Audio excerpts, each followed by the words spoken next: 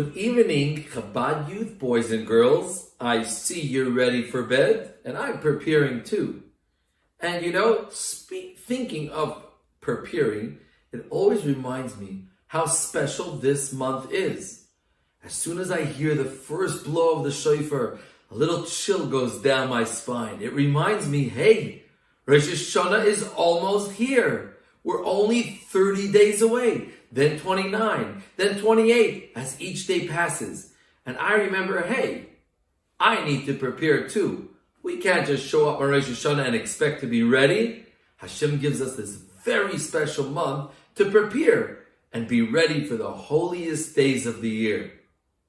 And sometimes it seems a little bit nervous because that's the day Hashem judges everyone. But you know what? I remember what the Alter Rebbe taught us. And that is in this special book that I want to read to you tonight about the king in the field. I really love this book. And it makes me so happy to remember that even though Hashem is judging us, Hashem is Avinu Malkeinu. Hashem's not only our king, but also our father. And it's pretty nice to know that the judge is actually our father. So let's begin as we go to this special town and the surprise that they're about to have. Long, long ago lived a farmer who grew large fields full of wheat, which is what farmers do. He then sold the wheat to a baker who'd bake loaves of fresh bread, rolls and muffins and cake. Yum. So that's the farmer's job. So the farmer's got to grow all that wheat, but you can't eat wheat. He has to then give it to the baker. Let's continue visiting this town. Just down the road from the hardworking baker, there stood a shoe store with a busy shoemaker. The neighbor next door, who did his job well, was a blacksmith who made metal objects to sell. We have the shoemaker, and his job is to make shoes and fix them, and the blacksmith, and he has a very difficult job because he has to shape metals, and metal's very tough, so he has to deal with very hot fires. Actually reminds me a little bit how they, if you ever saw how they do a shofar, it's quite similar because a shofar is very stiff and it has a lot of stuff from the animal inside. So they also have to make it very hot and take out the inside and get it to the perfect, beautiful, blowing shape. In a shop at the corner, right where the street ended, a tailor would sit, and he sewed and he mended. And there is the little boy touring the streets, and you can see the tailor sewing up or mending, which is fixing clothing. Wow, each one has such an important job. I wonder if they were close. These five were old friends. The farmer and the baker, the blacksmith, the tailor, and the busy shoemaker. They were all friends. And this page always I love because it reminds me that everyone has a special job. Guess which one is the most important job? Can you guess? Well, they're actually all the same important because we need shoes, we need bread, and the baker needs the wheat, and we need clothing. We need all of this. And it always reminds me in life that maybe some boys feel smarter than me, and some boys are talented and they can build things. But you know what? I have my talents, and everyone really kind of has their talents. And that's why we can all be such special friends, because truth be told, we all have something to share. And there's no such thing as more important, because we all need everything, and we really all need every Jew. What happens?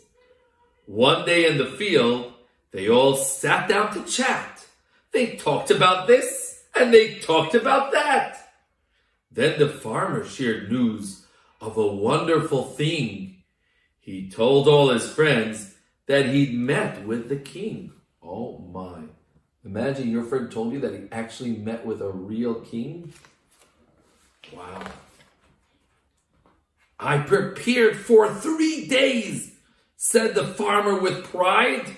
Dressed in my best, I stood waiting outside. A guard wrote my name in the royal guest book and let me come in for just a very quick look. He's waiting outside. You can't just march into a king. Sometimes you have to wait months and months. And they come to the palace and they check, are you allowed in? And even if they allow us in, sometimes it's just for a quick time. You're in the king's palace. Wow. What an opportunity. Not everyone gets this opportunity. How special is that? Well, you could imagine how his friends felt. Sighed the baker. If I could have gone in with you, I'd have asked our great king for a favor or two.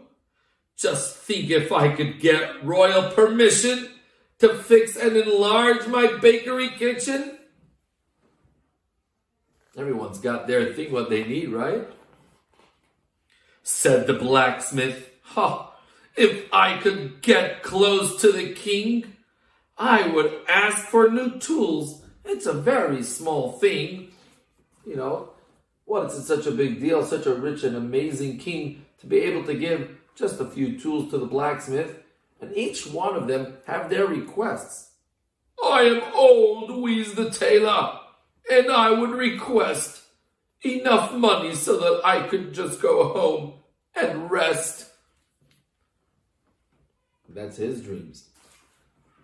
And everyone just has their request. What would your request be?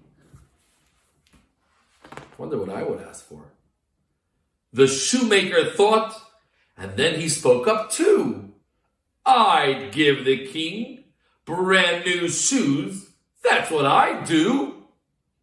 Imagine how famous my shoe store would be if the king wore a fine pair of shoes made by me.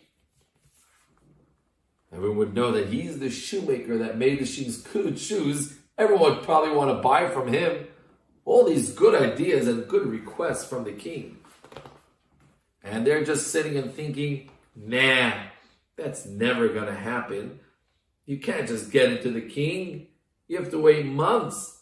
And even if you wait months, not everyone could just go in. And even if you could go in, you may just have such a short time, you can't even ask. Just one moment later, the farmer, the baker, the blacksmith, the tailor, the busy shoemaker looked up, and they could not believe their eyes. The king's passing by! They exclaimed in surprise. Imagine just chit-chatting with our friend, and all of a sudden hearing, doo, doo, doo, doo, doo, and the big trumpet's blowing, and all of a sudden, the king just marches by, just down Carlisle, or just down Orong, or any streets. Imagine just chatting in the park, and the king is just marching by.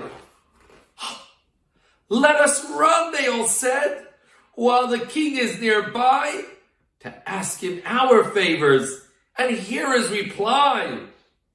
Can they just go to the king? Well, the king's not in the palace. They each asked the king. And when they were done, the king took his time to answer each one. They're clever.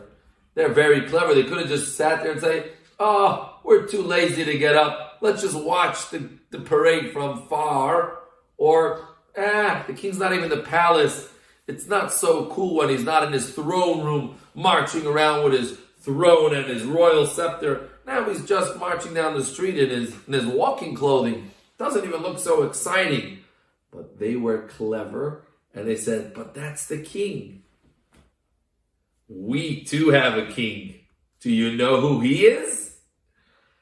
Our king is Hashem, and the whole world is his. In the month we call Elul, before each new year, Hashem, our great king, is especially near. He's out in the field with his listening ear. He's right there to answer. He's waiting to hear. It's the best time to ask for a wonderful year. We have to be smart like the farmers too, because it doesn't feel like it's a Yom Tov. Elul just feels like a regular day. So it doesn't feel necessarily so special. But that shofar each morning, that's the trumpet to remind us, hey, Yidden, Hashem is in the field. Come out, recognize and realize the judgment day of Rosh Hashanah is coming, but Hashem is here and He's available for all of us. All we have to do is ask.